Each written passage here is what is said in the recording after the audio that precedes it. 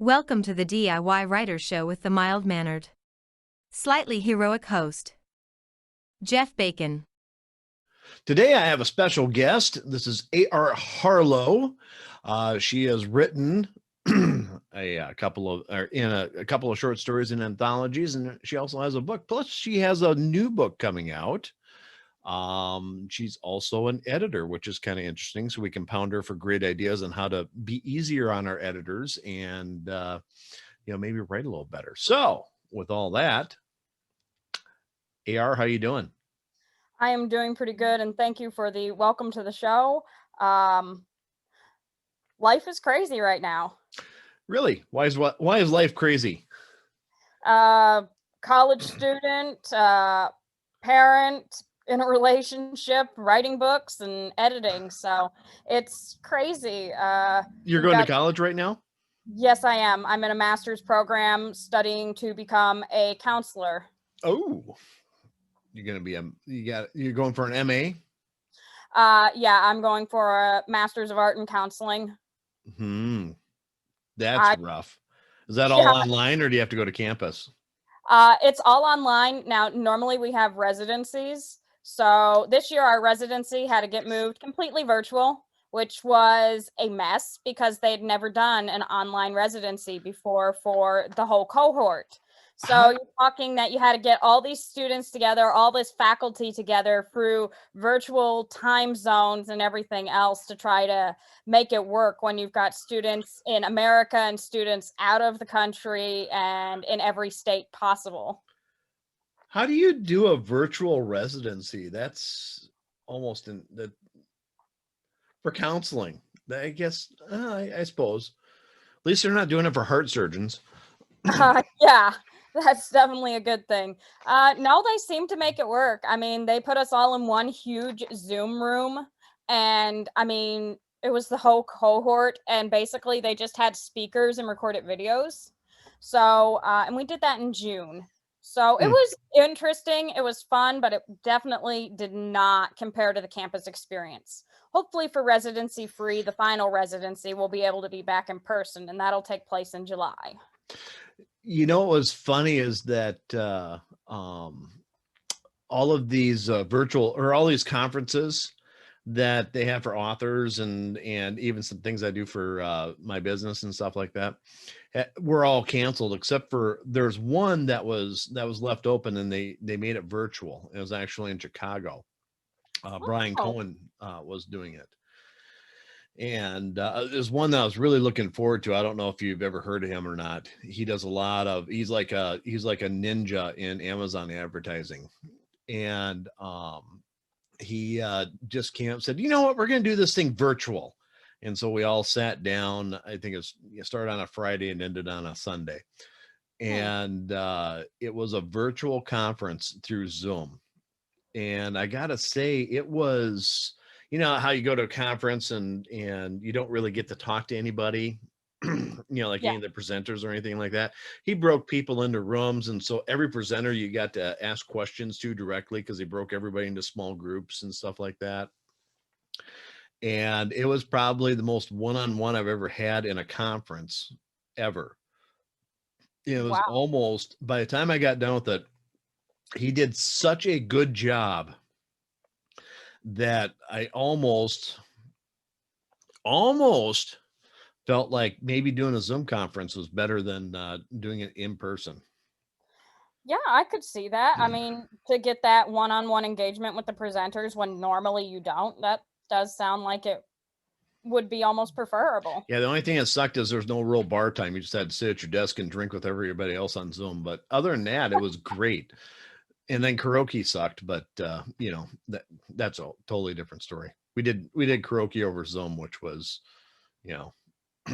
horrible and great at the same time. But so why don't we talk a little bit about your book, We Must Find Her? That's the one that's currently out on Amazon. Yeah, so that one's been out for a while now, and basically it's a fantasy family drama. It kind of takes some of the normal stereotypes and flips them on their head. Okay. So we've got a couple, and they are looking for their daughter in this vast magical universe, and magic doesn't solve everything. Really? They So can't just cast a tracking spell and find her. It doesn't work that way.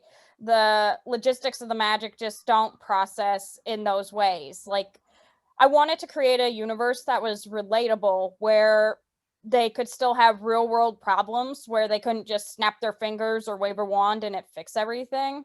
hmm And so that's the problem that they're facing, is they're looking for their daughter. She's been missing for 3 years, and they've had very limited leads. so she's she's gone for 3 years. So they can't do a finding spell. So you had to develop a pretty interesting magic system for that, then, huh? Yeah, I did. Magic kind of operates on a draining system, like, kind of like you would think of in role playing video games. Like, you have X amount of mana, and hmm that's how much magic power you have. Well, they have magical life force, magical energy. And if you use too much of that, like, there are certain things that drain more. A finding spell would be something that you could use, like, say, if you misplaced your socks, but it really can't be used on people. Hmm. That's pretty cool. So it's a draining thing, kind of like raising kids. Yes, exactly like that. So you're a college student, you're a writer, you've got another book coming out soon. The book 2 in the series of the Finding Chronicles. Yes. So I've Lost My Way, and it picks up almost immediately after the first book, and it's still following a lot of the same characters, and there's a lot of twists and turns that they're trying to overcome, because everything isn't always as it seems, and what might make sense to do or to be doesn't always work out in real life. So it's about them having to really find themselves after the end of book 1. Hmm. And then, according to your website, you got a book 3 coming out. Yes, that is probably going to be released in the spring of 2021, and it's going to pick up, I think, about a year after the end of book 2. And it's going to Okay. be following some of the same cast of characters, but there will also be new characters. And it's about this growing threat in the overarching universe. I just kind of chuckled when I read the title. You must be desperate. Why must I Yeah. be desperate? What- Huh. It just felt right at the moment. Like I said, I just kind of chuckled a little bit. But so you've been writing stories for a while. I see you have a couple anthologies that you're a part of out there underneath your Amazon author profile. Plus your website. All the links to everything I will publish in the show notes when I publish the podcast. So what's it like? What's that life balance like, being a writer, a college student, a parent, COVID, you know, how you handling all this? Um, Honestly, not very well most of the time.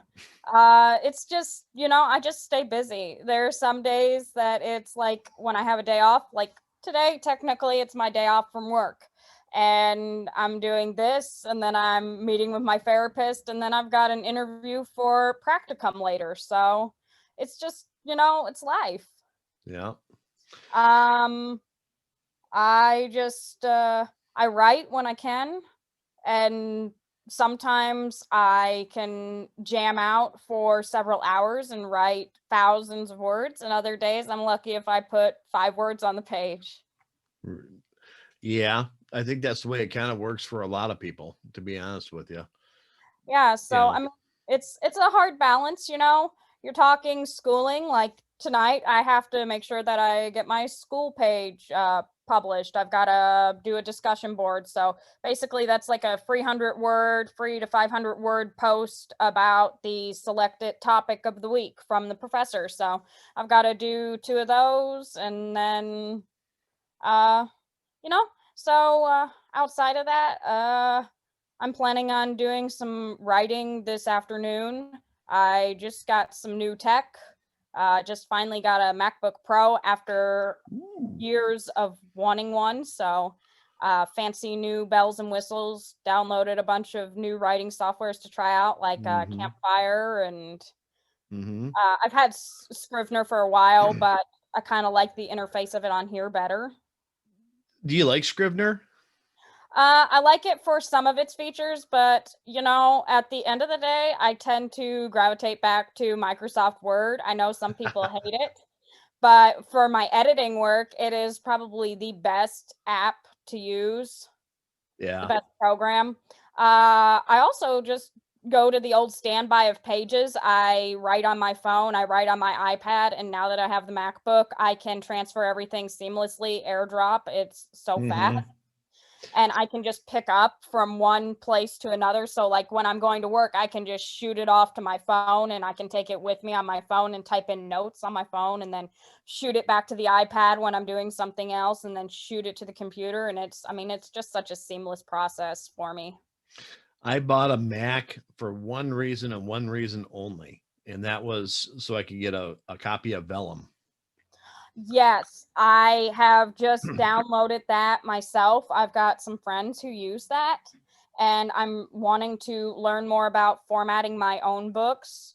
I've got a friend who does it for me right now, but since I do editing, it'd be nice if I could do full services where I do the Mhm. edit and then I do the format after the author has gone through and applied the corrections. Yep. It is the slickest. I can never say enough about it. It changed my life Okay. versus something like Scrivener where it's like I could do without it. It just, you know, I don't like the storyboards. I don't like the way, everybody's like, "Oh, it's the only way to get organized." And I'm like, "No, it's not. I can use Word and I can be, you know, just fine." But Yeah.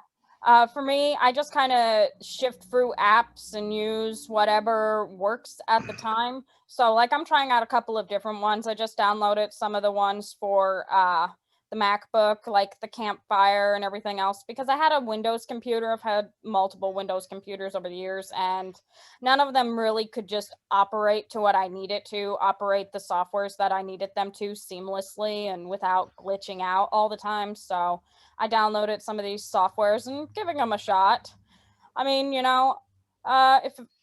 if anything, I might be out a little bit of money on a couple of them, but it might be worth it in the end. We'll see. I'm huge into world building. That's what I do when I get stuck and I can't write. So mhm. I'll work on world settings. So for things like that, like Scrivener, it can be very helpful for me because that's where I slap most of my world building stuff is in that. Yeah. So, it might have its uses. I don't know. I've had it on and off for the past 10 years. That's how long I've been doing NaNoWriMo. So, Are you doing that this year or? yes, I am. I've been doing that this year. I got ahead on my word count, and now I've fallen a little bit behind on my word count. But Yeah, the daily struggles. So, um, you're an editor also, so you edit, you know, novels and or manuscripts and short stories and everything else. What when people send you stuff, I mean, they send it to you in Word, right? it actually depends. There are some people who have sent me it in Google Docs, and then there have been others who have sent me it in a PDF. I do not work with PDFs anymore because it is too hard to do markup comments on a Yeah. PDF. And Google Docs, I'm not very familiar with it. I can operate it a little bit, but it's just easier for me to work within Word or in Pages. I can transfer it into either and then export it, and it works just fine. When I edit, I put the track changes on, and then I'll make comments all along.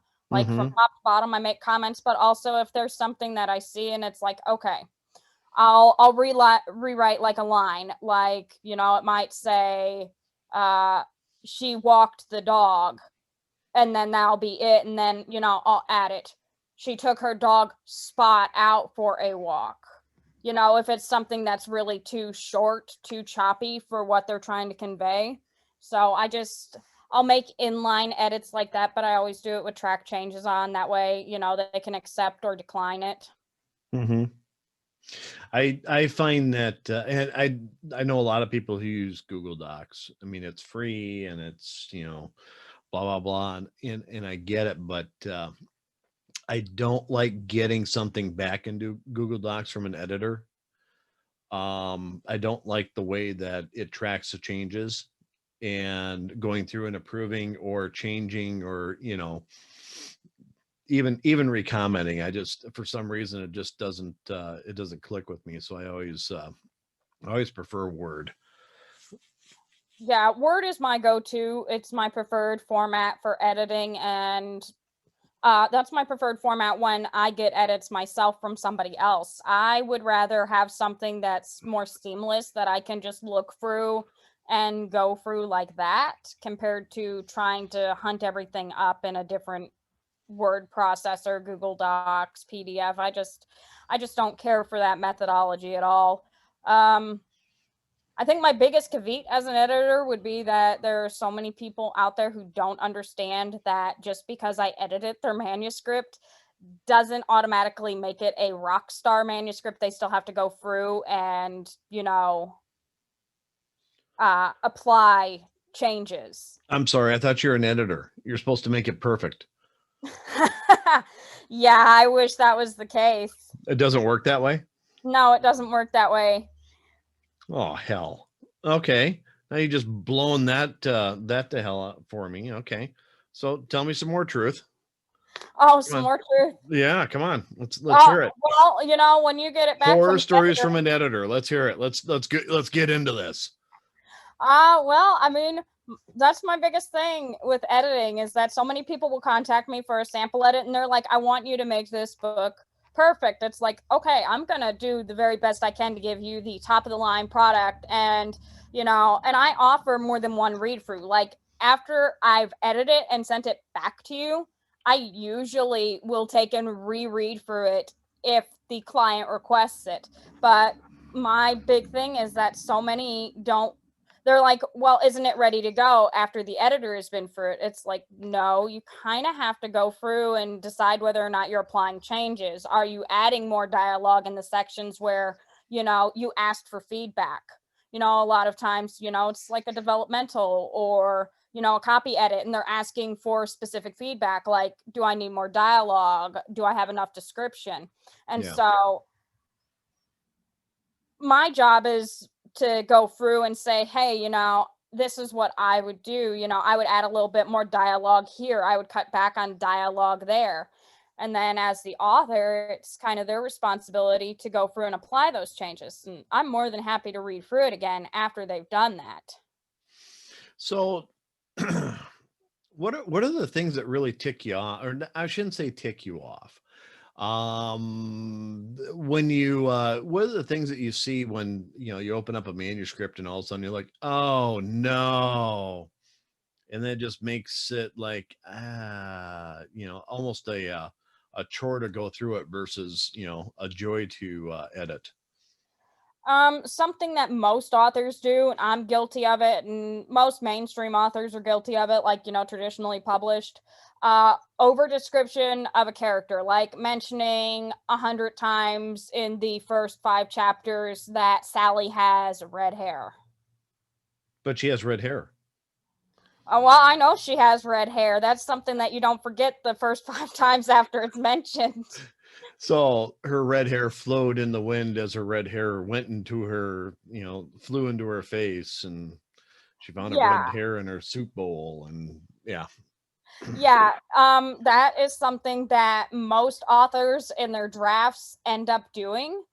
I know I've been guilty of it, and sometimes it's just as a reminder, because when you're balancing a big cast of characters, you can sometimes get it a little bit confused when you're trying, you know, and the words are just flowing and you've got 20 characters in a scene. It's like, okay, Sally has red hair and Greg has brown hair and this character has this color hair, and sometimes it is hard to keep it straight, so sometimes you do get a little repetitious with it.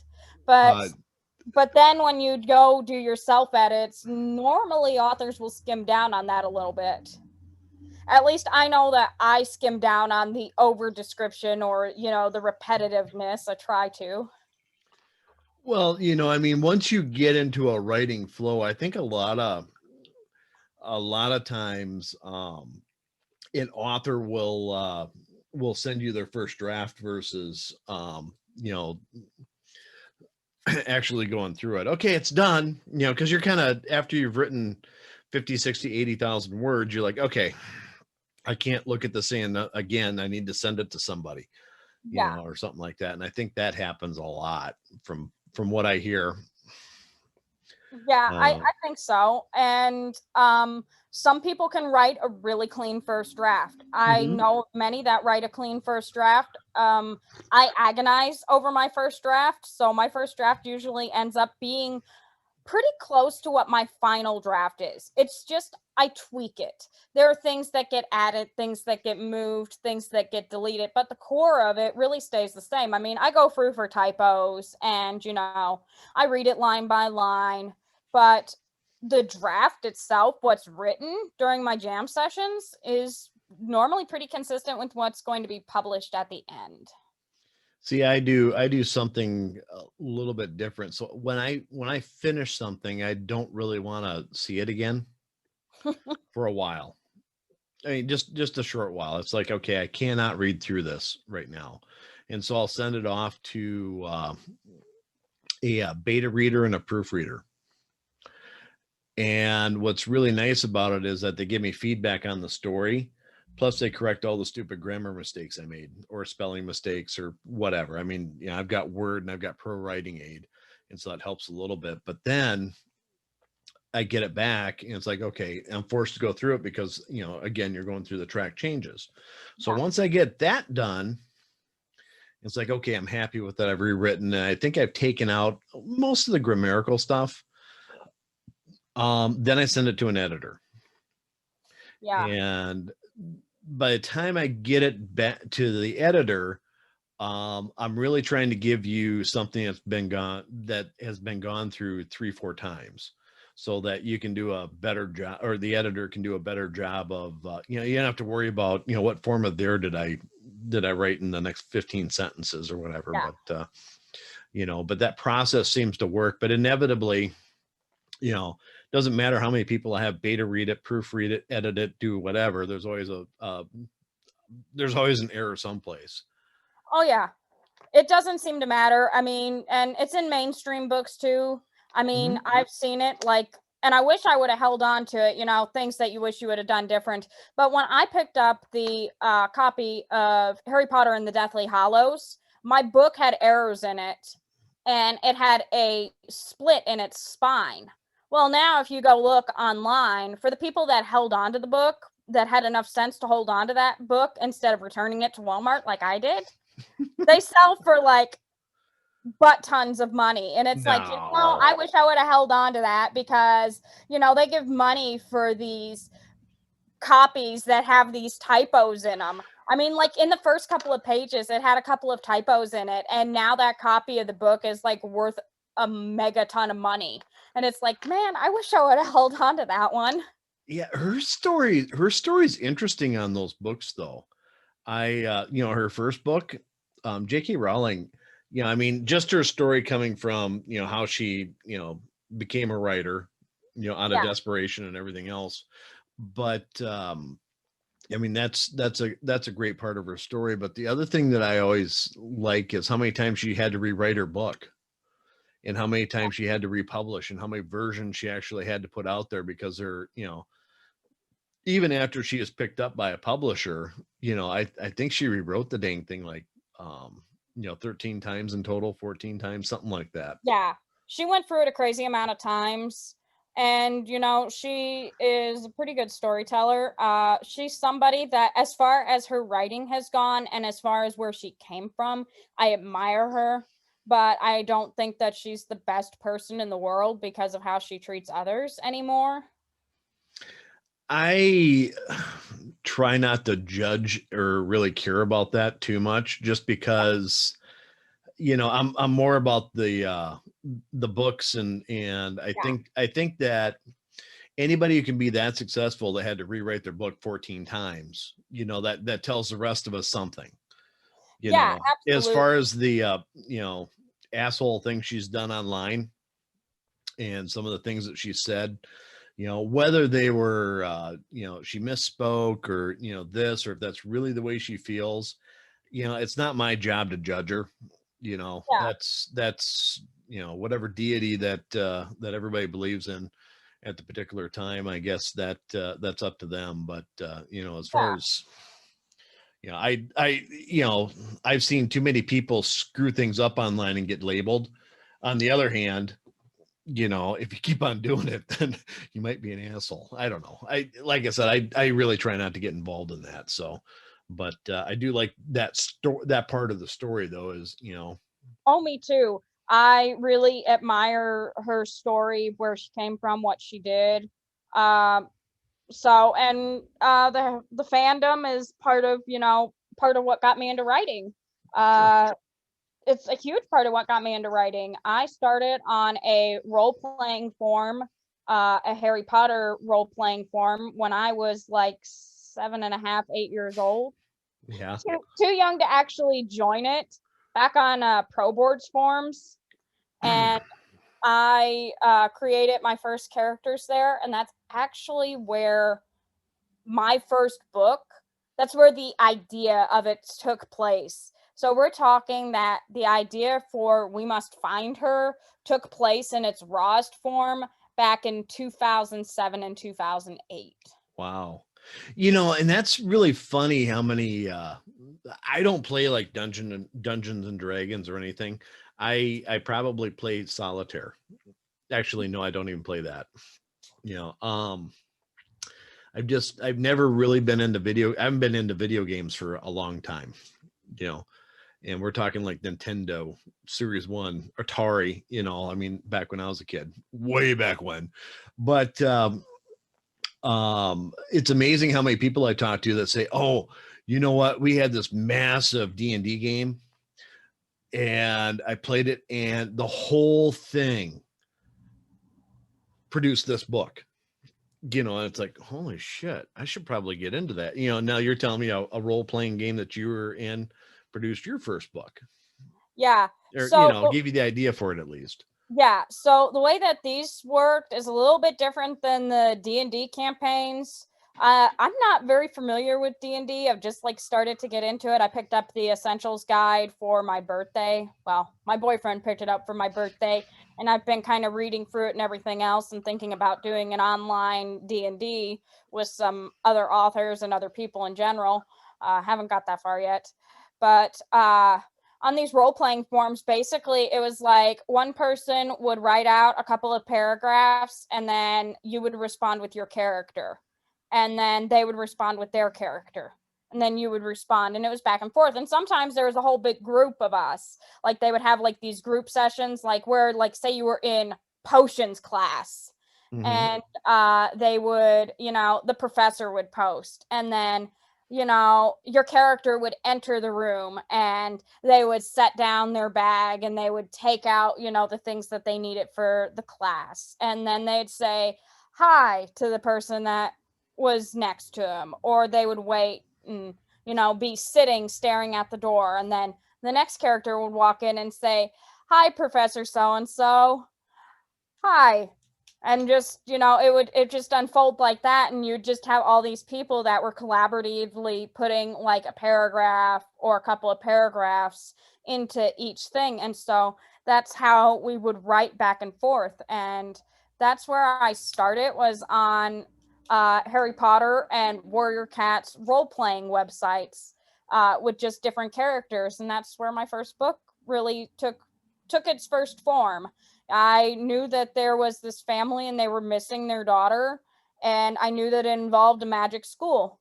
So that's a big part of We Must Find Her, is that the two lead characters, Jackal and Sabine, take up roles, her as a professor and him as a security detail at this magical school called Lystone. And Okay. there they meet so many different students and faculty that kind of lead them on a personal growth journey, but also lead them closer to finding their daughter. And that all came out of this game. Yeah, it all came out of that. That's where it originally started. I mean, originally the magic school was Hogwarts, and the characters had slightly different names. Now, Jackal's name has always been the same. Sabine has been a couple of different names, but that's what I finally settled on. After a beta reader suggested that her name and her daughter's name were too similar. Okay. So, I mean, do you think? I mean, obviously you do, I guess, because you used it. But I mean, this type of stuff can spur somebody and give them inspiration for writing books.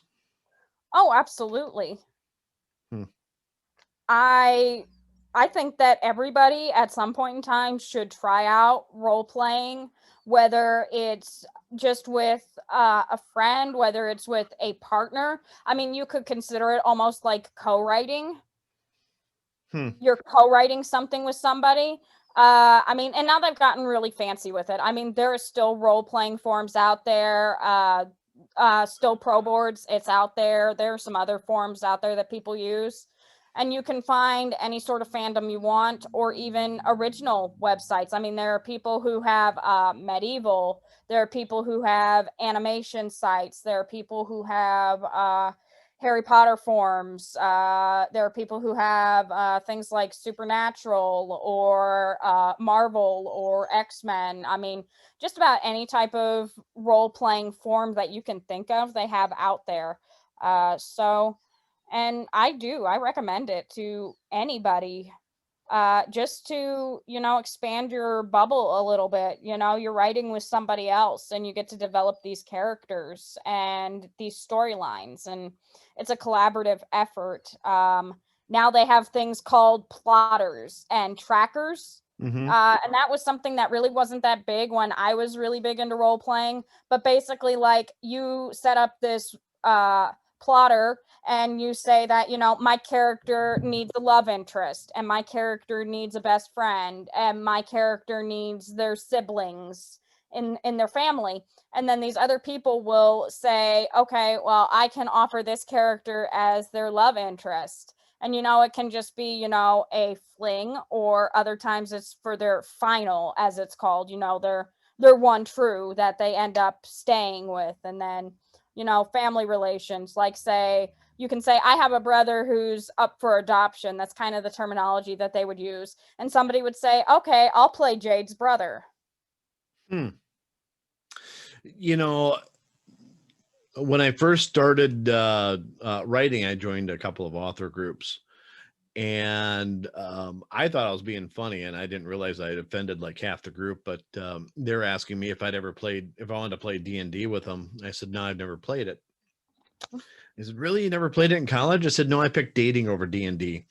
And they just were like, oh my God, you're sick, and these guys are like 20 years younger than me. I'm like, no, really, that's what I did, was I dated. I didn't play D&D. Because when I went to college, it was a board game, Yeah. and, they would huddle in their rooms and play it all weekend, and you'd never see them. They'd be all kind of white and pasty, and, you're hoping that they eat a Pop-Tart or something. But, Yeah. and they pop out and they'd be like, I'm sure they're geniuses and making billions of dollars in the software industry now. But at the time, that was a running joke, because you could play D&D or else you could date. Yeah. So I thought that was still funny until everybody's like, you are such a bastard. Well, yeah, but what I do wrong? Yeah. Anyway. So give me some horror stories on editing. Oh, horror stories. Well, let me rephrase the question, because I actually don't want you to answer that one, because somebody will be pissed off at you. So Probably. what tips would you have for somebody sending a manuscript to an editor? How can you get the most out of your editing? I mean, what's the top 5 tips, I guess? My top 5 tips. Well, free. or free. Make sure that you're sending something other than the very first draft of your novel. At least have gone through it. Just run it through Word. Basic typo check even. Oh hey, it popped up and it said that, I put this or that. I misspelled this, instead of they, I put THYE. Sure. The second tip is, know that your editor is not perfect, and no matter how many eyes look through your manuscript, it's still going to have an error. Is it, in your eyes, is it okay to argue with you? I think it's okay to argue with an editor if you really do not feel that they have done a good job, but there's also a point that the editor can and should just, end the discussion and walk away. I've had it both ways where I've been on the receiving end of something similar, and it was basically about I went to an editor for a sample edit and a price quote, and they were doing free sample edits. And they said that there was no pressure and no commitment required to get the sample edit. So I sent off for the sample edit of the, what they said that they would edit, the amount that they said they would edit up to. And I went through it and didn't really see very many corrections or suggestions or anything in their sample. They didn't really fit with me. And I explained, I wrote it out, detailed. I said, I really appreciate your time and that you went through this. I just, however, feel that we are not a good fit for each other. There are things that you didn't pick up on that I was hoping that you would. Like most authors, put some basic spelling and other issues in there just to see if the editor would pick up on it in the sample, and didn't. And so I expressed that and said I really did appreciate your time and that you gave me this sample, and they just went totally off on me because I declined to hire them. Mm-hmm. They were wanting some like $2,000, and they missed some very basic spelling and grammar things in the sample, and it was like, okay, this isn't a very big sample, so it was just a bad experience. It's like, you want some $2,000 and you didn't even pick up on these basic errors, and then you're going off on me. And it was poor business form. But I think that an author has the right to ask questions or to raise a complaint if they feel that there's some real basic stupid things that the editor missed. See, one of the things that I enjoy, but I also it's also kind of painful, is if an editor reads through something and they're like, this doesn't make any sense, take this out. And then you come back and say, no, I can't take that out because this is what I want to do. This is what I'm trying to show. And so then they'll rewrite it, and it's like, no, that doesn't say what I want to say. So then you rewrite it and send it back to them. And, that kind of back and forth is something that when I talk to some authors, they don't do that. And it's like, really? And then I talked to some authors and like, well, my editor doesn't even do that. They just give me spelling and grammar check. It's like, okay, well, maybe, that's what your proofreader's for, Yeah. For me, when I do an edit, even if I'm doing just a proofread, I will tend to give a little bit of feedback. Now, admittedly, it's not quite as much when I'm doing proofreading, but if I see something and it really just doesn't jive, it doesn't flow, it just doesn't sound right or look right, I'll make a note on it. I wish that more of my editing clients did the back and forth with me. Like, I would so much prefer to go back and forth, to send them their book or to send them like 10 chapters and say, okay, this is what I've done in these 10 chapters. You go through and you look for it and you send me back your feedback and your comments about the edits, and go back and forth. But I find that most people, it's just like they want their edit and then they feel like they're done, and there's really not that engagement. I've got a couple that will come back to me and say, hey, I applied these edits. Do you want to read through it again and see what you think? See if it flows better. Or, I really liked what you said here, but it just really doesn't work for where I'm needing the story to go at this moment. Right. So, and that's understandable, but, it'd just be nice to have a little bit more engagement with the editing process. I I think most of the authors that I know that I'm kind of buds with or whatever, that's what they really want is, they want to be able to go back and forth with the editor and be able to work out not only the errors, but also, the plot holes and, okay, well, this is what I'm trying to do. And I obviously failed, so do that. And I think it's when you can get into those kind of discussions, it's much better. It's much better money spent on editing when you have that back and forth with an editor versus the here's your 15 spelling changes, okay, pay me. And then you try and talk to them and they're just like, I don't do that, or Yeah. whatever. I mean, that's what I have my proofreader for. God damn it. This is this is why I hired you as an editor, and I think it's very important if you're hiring your editor for the first time that you ask them a lot of questions, even though you don't know. Yeah. I mean, you don't know what they're like or whatever. So, give them a sample, let them edit it. And if you don't think there's enough feedback on it, say, I need more feedback. And that might be, a miscommunication on the service that you bought versus the service that they're offering. Yeah. Because they made, like you said, you do proofreading. Okay, well, if I hired you for a proofreader and I thought you were doing an edit job, it's like, hey, wait a minute, this is just grammar and spelling. Well, you pay me for proofreading. No, I want editing. Well, it might be a different service that costs more money. Yeah, exactly. I even had a case where something like that happened. I was hired as a beta reader, paid beta, to go through. It was a rush job. And I gave feedback and gave suggestions for the person, and they were fine with it. And then I contacted them later to ask them how things went, and ask them about whether or not they'd publish the book because, I'd pick it up. And they're like, well, I didn't feel like you did a good enough job because you missed these spelling errors. I said, I wasn't looking for all these spelling errors. You paid me to beta it and give you some suggestions and feedback. I gave you all the suggestions and feedback that I saw, but you just didn't want to take it. That's a good point.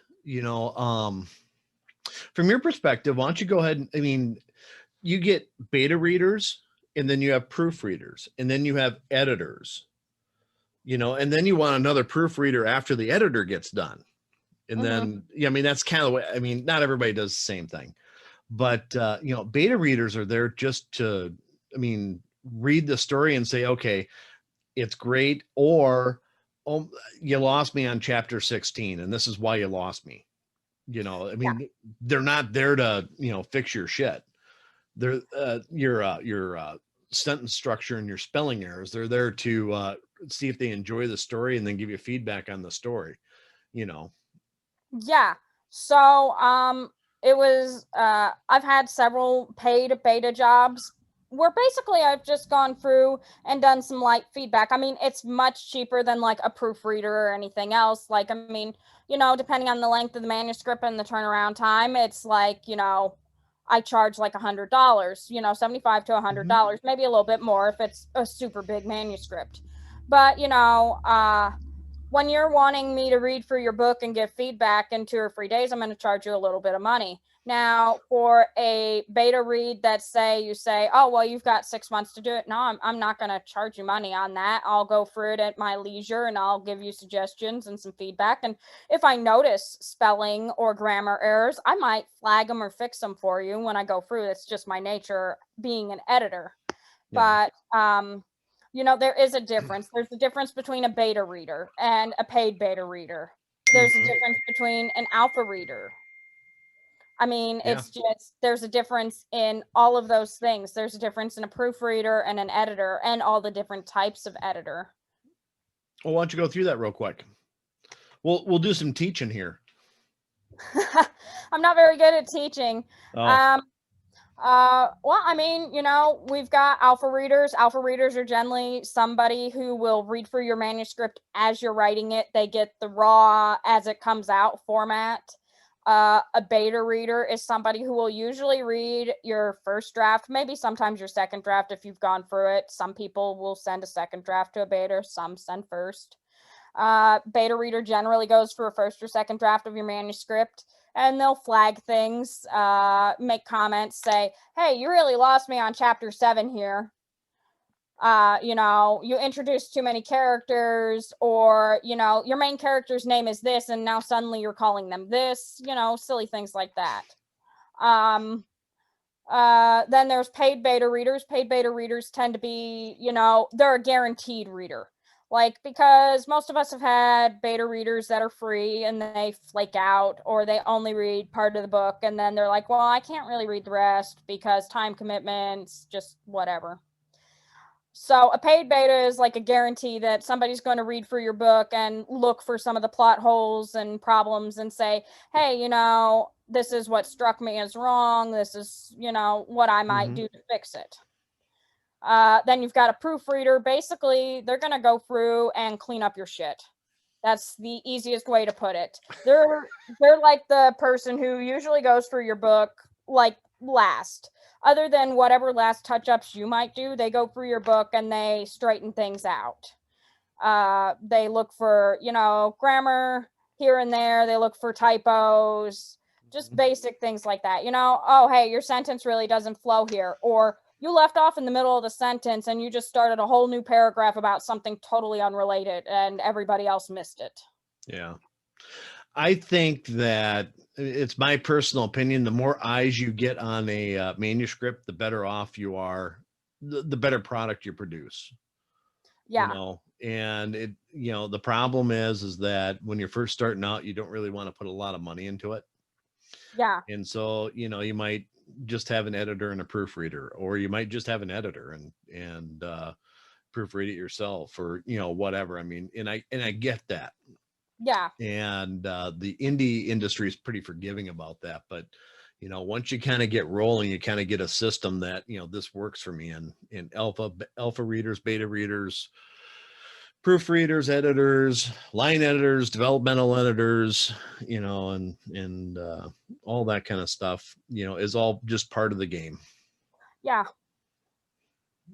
You know, quite honestly. But so we're kind of wrapping things up here, just towards the end of our hour, I guess, or getting close to it at least.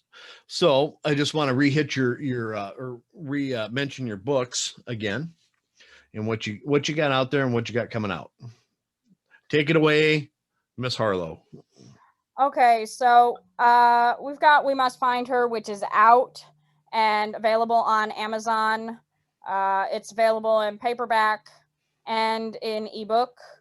So it's not it's not on Kindle Unlimited. That might be an option here in the future, but right now it's just available for purchase. On occasion I run sales, and probably over the holidays I will run some little promotions, little sales on it, and drop it down to 99 cents or something.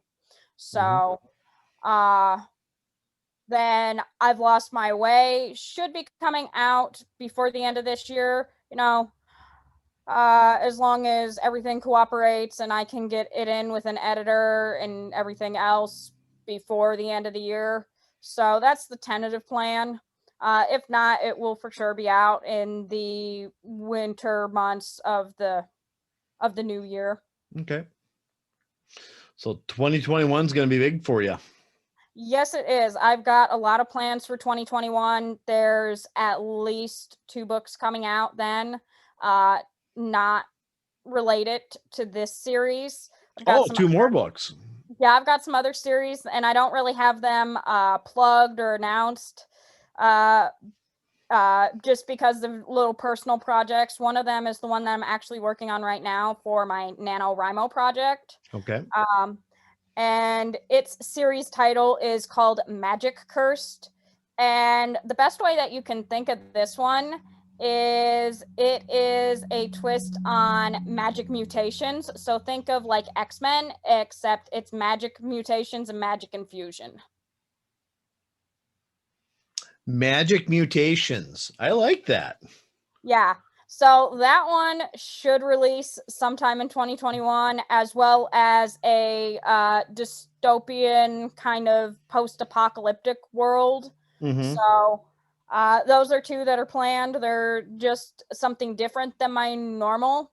Magic Cursed is still kind of a fantasy sci-fi hybrid compared to the dystopian one, which will be just, totally post-apoc, no magic. Sure. Everybody needs a good post-apocalyptic story. Yeah, I was kind of inspired by the pandemic and everything else. So the pandemic, the election, dystopian, post-apocalypse. Yeah, it all just kind of flows right into it. Yeah, so that'll be a fun story that'll be released sometime next year as well. And just keep your eyes open, because I'm working on the Finding Chronicles, but I'm also working on a bunch of other books and a bunch of other projects. So you should see me in a bunch of other things before too long. Very cool. Well, with that, we're going to go ahead and call an end to the show. So I want to thank you very much for being a lovely guest. I also want to thank everybody for listening to the DIY Writer podcast. And if you would, please follow me or subscribe, depending on what medium you happen to be listening to this on. I will have all the links for A.R. Harlow on the description. So if you want to look her up, you should be able to do that very easily. And again, you know what? Keep your chin up, and I hope you all have a really good day. Thank you much. Bye-bye. All right. Thanks for the show. Please hit the subscribe button. I get a bonus for every subscriber, and I only need 1,506 more to become a full-time paid employee. Help me, please.